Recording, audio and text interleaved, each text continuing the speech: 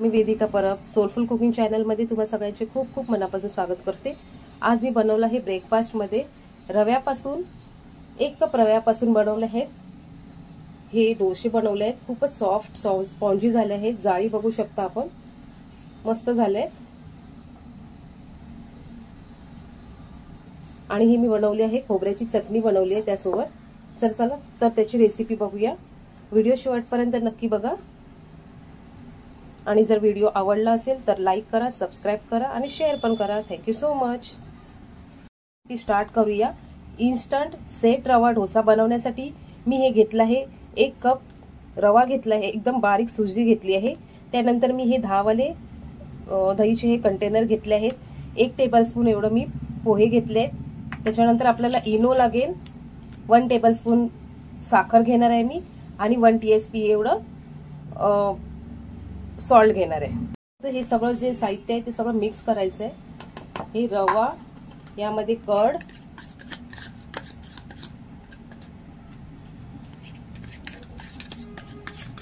त्यानंतर पोहे, सॉल्ट,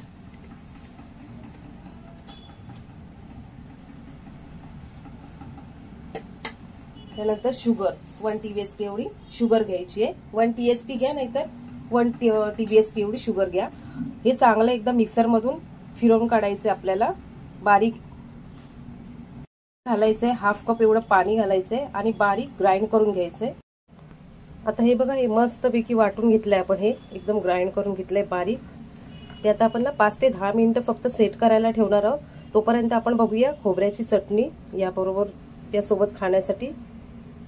आता आपण या बॅटर मध्ये ना इनो घालूया 1 पॅकेट आणि छानसं असं ढवळून घेऊन आपण डोसे त्याचे रेडी करूया।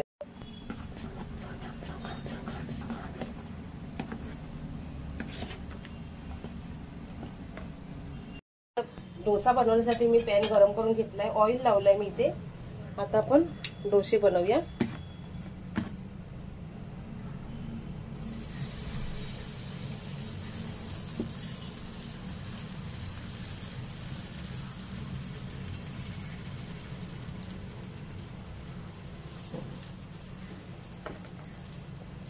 गॅसची फ्लेम जी आहे ती मीडियम वरच ठेवायची आहे। छानपैकी असा डोसा तयार। आपण मस्तपैकी जाळी पडली आहे यावर, छान अगदी। थोडासा पलटून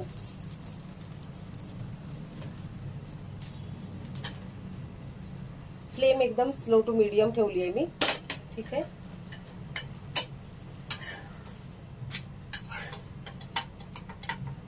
जवळ मी तुम्हाला जाळी दाखवते याची, ही बघा खूपच छान झालंय डोसे, नक्की ट्राय।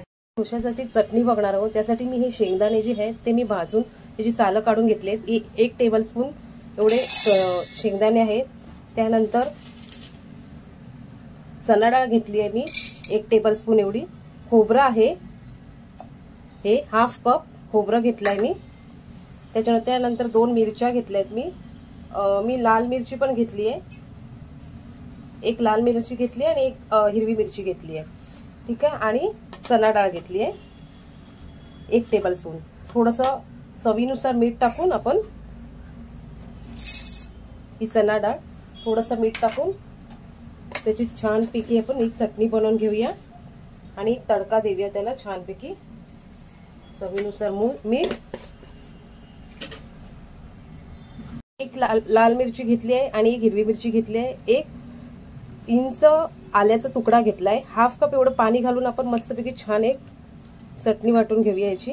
ही बघा, ही आपली चटणी रेडी आहे। मी याच्यामध्ये लाल मिरची घातली म्हणून याचा कलर चेंज झालाय, पण टेस्टला पण एकदम भारी लागते ही। तर मी आता ना जरा थोडं पैकी चटणी रेडी आहे। आता मी एक तडका देते।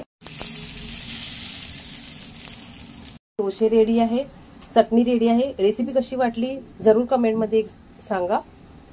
थोडी जरी आवडली असेल तर लाईक करा, शेअर करा आणि सबस्क्राइब करा।